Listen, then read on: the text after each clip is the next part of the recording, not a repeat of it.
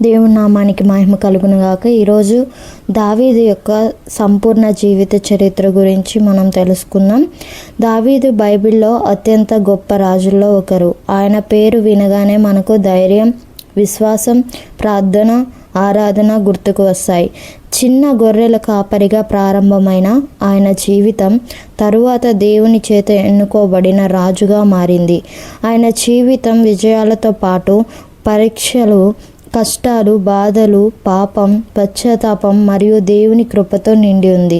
దావీదు జీవితాన్ని చదివితే దేవుడు మనిషి బాహ్య రూపాన్ని కాకుండా హృదయాన్ని చూస్తాడని తెలుస్తుంది.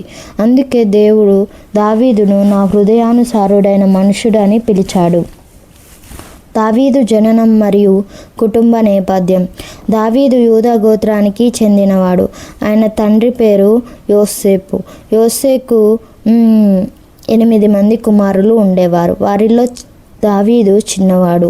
అతను బెత్లెహేము అనే గ్రామంలో జన్మించాడు. ఈ గ్రామమే తర్వాత జీసస్ క్రైస్ట్ జన్మించిన పవిత్ర స్థలంగా ప్రసిద్ధి చెందింది. చిన్నప్పటి నుండి దావీదు ఎంతో వినయంగా ఉండేవాడు. తన అన్నలకు యుద్ధాలకు వెళ్లకుండా గొర్రెలను కాచే పని చేసేవాడు.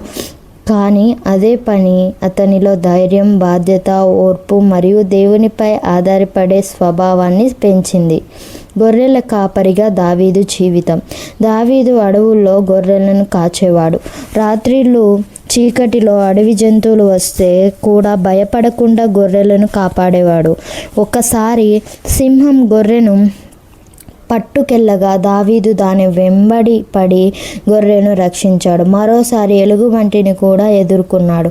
ఈ అనుభవాలు తర్వాత గొల్యాతును ఎదుర్కొనే ధైర్యాన్ని ఇచ్చాయి. అడవుల్లో ఒంటరిగా గడిపిన సమయాల్లో దావీదు వీణ వాయిస్తూ దేవుణ్ణి స్తుతించేవాడు.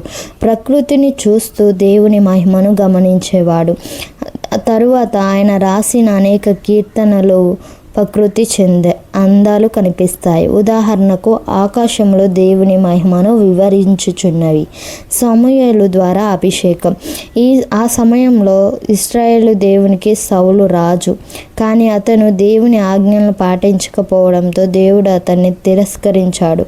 దేవుడు ప్రవక్త సమూయేలును యెస్సే ఇంటికి పంపి కొత్త రాజును ఎన్నుకోవాలని చెప్పాడు. యోసేపు పెద్ద కుమారులను ఒక్కొక్కరిని సమూయేలు ముందు నిలవబెట్టాడు. పెద్దవారు బలంగా అందంగా కనిపించడంతో సమూయేలు వీరిలో ఎవరు రాజు అవుతారో అని వారిని అభిషేకించడానికి ముందుగా వచ్చాడు. కానీ దేవుడు ఇలా అన్నాడు: మనుషుడు బయట రూపాన్ని చూస్తాడు, యెహోవా హృదయాన్ని చూస్తాడు. చివరకు పొలాల్లో గొర్రెలను కాచుతున్న దావీదును పిలిపించాడు. దేవుడు అతన్నే ఎన్నుకున్నాడు.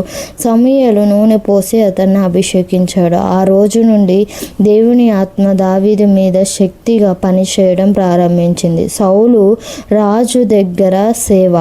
దావీదు వీణ బాగా వాయించేవాడు. సౌలు రాజు మనశ్శాంతి కోల్పోయినప్పుడు దావీదును పిలిపించి వీణ వాయింపజేసేవారు. దావీదు సంగీతం విన్నప్పుడు సౌలుకు శాంతి కలిగేది. ఇలా దావీదు రజభవనంలో సేవ చేయడం ప్రారంభించాడు. గొల్యాతుతో యుద్ధం విశ్వాసానికి గొప్ప ఉదాహరణ. ఫిలిష్తీయుల సైన్యంలో గొల్యాతు అనే రాక్షస కాముడు ఉండేవాడు. అతనికి ఎత్తు చాలా ఎక్కువ. అతని భారీ కవచాలు ధరించి ప్రతిరోజు ఇశ్రాయేలు సైన్యాన్ని అనుమానించేవాడు. మీరిలో ఎవరు నాతో యుద్ధం చేస్తారని సవాలు విసిరేవాడు. అందరూ భయపడ్డారు. కానీ దావీదు దేవునిపై విశ్వాసంతో ముందుకు వచ్చాడు. సౌలు అతనికి కవచం, కత్తి ఇచ్చిన దావీదు వాటిని తీసుకోలేదు. ఒక గుళ్ళి 5 రాళ్ళు మాత్రమే తీసుకున్నాడు. గొల్యాతు దావీదును చూసి నవ్వాడు. కానీ దావీదు ఇలా అన్నాడు: నువ్వు కత్తే, ఈటె తీసుకొని వస్తున్నావు, నేను సైన్యాల దేవుని నామంలో వస్తున్నాను. ఒక రాయిని గుళ్ళితో విసిరి గొల్యాతును నుదిటిపై కొట్టాడు. అతడు నేల కూలిపోయాడు. ఈ సంఘటన ద్వారా దేవుని పై విశ్వాసం ఉంటే ఎంత పెద్ద సమస్యనైనా జయించవచ్చని తెలుస్తుంది. ప్రజలలో దావీదు ఖ్యాతి. గొల్యాతును ఓడించిన తర్వాత ప్రజలు దావీదును ఎంతో ప్రేమించారు. వారు ఇలా పాట పాడారు: సౌలుకు 1000 మందిని చంపాడు, దావీదు 10,000 మందిని చంపాడు. ఈ మాటలు విని సౌలు అసూయతో నిండిపోయాడు. సౌలు అసూయ మరియు దావీదు పారిపోయిన జీవితం. సౌలు అనేక మార్లు దావీదును చంపాలని ప్రయత్నించాడు. ఒకసారి ఈటెతో పోవడానికి కూడా ప్రయత్నించాడు. దావీదు అడవులు, గుహలు, కొండల్లో దాక్కొని జీవించాడు. చాలామంది అతనితో చేరి అతని అనుచరులయ్యారు. ఈ సమయంలో దావీదు ఎన్నో కష్టాలు ఎదుర్కొన్నాడు. ఆకలి, భయం, ఒంటరితనం, నిరాశ, శత్రువుల దాడులు. ఆయన దేవునిపై విశ్వాసం కోల్పోలేదు. సౌలును క్షమించిన దావీదు ఒకసారి సౌలు గుహలోకి వచ్చినప్పుడు దావీదు అతన్ని చంపే అవకాశం వచ్చింది. అతని సైనికులు కూడా ఇదే సరైన సమయం అన్నారు. కానీ దావీదు ఇలా అన్నాడు: దేవుడు అభిషేక్తుడిపై నేను చెయ్యి ఎత్తను. అతడు కేవలం సౌలు వస్త్రం కొంత భాగం మాత్రమే కత్తిరించాడు. ఈ సంఘటన దావీదు హృదయంలో ఉన్న క్షమ మరియు దేవుని భయాన్ని తెలియజేస్తుంది. యోనాతాను నిజమైన స్నేహం. సౌలు కుమారుడు యోనాతాను దావీదుకు అత్యంత సన్నిహితమైన మిత్రుడు. వారి స్నేహం బైబిల్లో గొప్ప స్నేహంగా చెప్పబడుతుంది. యోనాతాను తన తండ్రి సౌలు దావీదును చంపాలని చూస్తున్నాడని తెలిసిన దావీదును రక్షించాడు. వారి స్నేహం నిజమైన ప్రేమ, విశ్వాసం మరియు త్యాగానికి ఉదాహరణ. ఇశ్రాయేలు రాజుగా దావీదు. సౌలు మరణించిన తర్వాత దావీదు హెబ్రోనులో రాజు అయ్యాడు. తర్వాత మొత్తం ఇశ్రాయేలు దేశానికి రాజుగా అయ్యాడు. ఆయన యెరూషలేమును రాజధానిగా చేసుకున్నాడు. నగరానికి బలమైన కేంద్రంగా మార్చాడు. దావీదు పాలనలో దేశం బలపడింది. శత్రువులు ఓడిపోయారు. ప్రజలకు శాంతి కలిగింది. ఆరాధనకు ప్రాముఖ్యత పెరిగింది. దేవుని మందసం యెరూషలేమునకు. దావీదు దేవుని సన్నిధిని ఎంతో ప్రేమించాడు. అందుకే దేవుని మందసాన్ని యెరూషలేముకు తీసుకువచ్చాడు.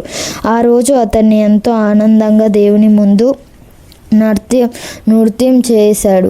రాజు అయినప్పటికీ దేవుని ముందు వినయంగా ఆరాధించాడు. దావీదు పాపం. బత్షెబా సంఘటన. ఒకరోజు దావీదు బత్షెబా అనే స్త్రీని చూసి పాపంలో పడిపోయారు. ఆమె భర్త ఉరియా యుద్ధంలో ఉన్నాడు. దావీదు తన తప్పును దాచడానికి ఉరియాను యుద్ధంలో చంపేలా చేశాడు. దేవుడి ప్రవక్త నాతానును పంపి దావీదును గద్దించాడు. నిజమైన పశ్చాత్తాపం. దావీదు తన తప్పును ఒప్పుకున్నాడు. దేవుని ముందు కన్నీళ్లతో ప్రార్థించాడు. అతను ఇలా ప్రార్థించాడు: దేవా, నాలో శుద్ధ హృదయము సృజించుము. ఈ ప్రార్థన కీర్తన 51లో ఉంది. ఇది ప్రపంచంలో అత్యంత గొప్ప పశ్చాత్తాప ప్రార్థనలో ఒకటి. కుటుంబ సమస్యలు. దావీదు పాపం తర్వాత అతని కుటుంబంలో అనేక సమస్యలు వచ్చాయి. కుమారుడు అబ్షాలోము తిరుగుబాటు చేశాడు. కుటుంబంలో కలహాలు వచ్చాయి. రాజ్యంలో సమస్యలు ఏర్పడ్డాయి. అయినా దేవుడు దావీదును విడిచిపెట్టలేదు. కీర్తనలు రచించిన దావీదు గొప్ప కీర్తనకారుడు. ఆయన అనేక కీర్తనలు రాశాడు. ఈ కీర్తనలో ఆనందం, బాధ, భయం, ఆశ, విశ్వాసం, ప్రార్థన, ఆరాధన కనిపిస్తాయి. ప్రసిద్ధమైన కీర్తనలు 23వ కీర్తన, 51వ కీర్తన, 91వ కీర్తన. సొలొమోను రాజు. వృద్ధాప్యంలో దావీదు తన కుమారుడు సొలొమోను తర్వాత రాజుగా నియమించాడు. దేవాలయ నిర్మాణం కోసం బంగారం, వెండి మరియు ఇతర వస్తువులను సిద్ధం చేశాడు. దావీదు మరణం. దావీదు చాలా కాలం ఇశ్రాయేలు మీద రాజ్య పరిపాలన చేశాడు. తర్వాత వృద్ధాప్యంలో మరణించాడు. ప్రజలు అతన్ని గొప్ప రాజుగా గుర్తించుకున్నారు. దావీదు జీవిత పాఠాలు. చిన్నవారిని కూడా దేవుడు గొప్పవారిగా చేస్తాడు. విశ్వాసం ఉంటే భయం పోతుంది. ప్రార్థన మనిషిని బలపరుస్తుంది. తప్పు చేసిన పశ్చాత్తాపం అవసరం. దేవుని ఆరాధన జీవితం ముఖ్యమైనది. క్షమించడం గొప్ప గుణం. దేవుడు హృదయాన్ని చూస్తాడు. ముగింపుగా దావీదు జీవితం ఒక సాధారణ గొర్రెల కాపరి దేవుని చేతిలో ఎంత గొప్ప నాయకుడిగా మారగలడో చూపిస్తుంది. ఆయన జీవితంలో విజయాలు మాత్రమే కాదు, తప్పులు కూడా ఉన్నాయి. కానీ ప్రతి పరిస్థితిలో దేవుని వైపు తిరిగినందువల్ల ఆయన బైబిల్లో గొప్ప స్థానాన్ని పొందాడు. దావీదు కథ మనకు ధైర్యం, విశ్వాసం, ప్రార్థన, వినయం మరియు పశ్చాత్తాపాన్ని నేర్పుతుంది. కనుక మనమందరం దావీదు వలె దేవుని స్తుతిస్తూ సేవిస్తూ మన జీవితం దేవునికి అర్పించుదాం.